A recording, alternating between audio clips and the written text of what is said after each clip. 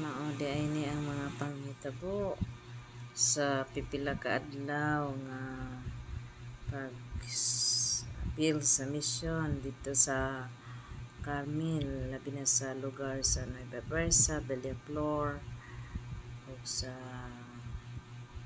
Alegria. Maudi ni ato mga activities sa mission.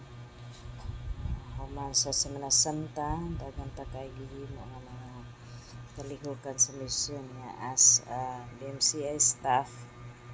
Kami di ay gasuroy-suroy aron sa pagsuporta ni ining maong kalihukan mahimong malampuson. So mangitanan ang mga panghitabo magkaloy sa Ginoo ang mga kalihukan na himong malampuson tungod sa mga tao nga nag volunteer po sa ilang kaugalingon aron mamahimo kining malampuson.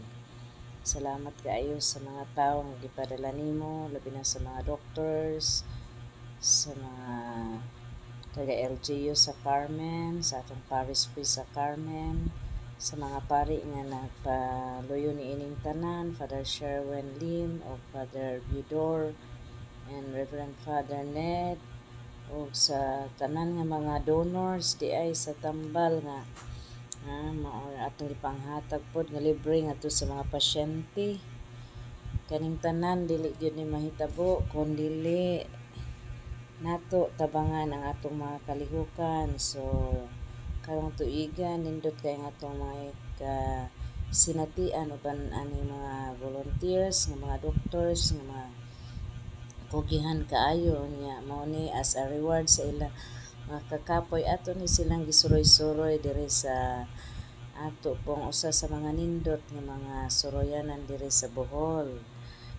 Dito di ay mi sa kinaiyahan sa Bilar, dito mi sa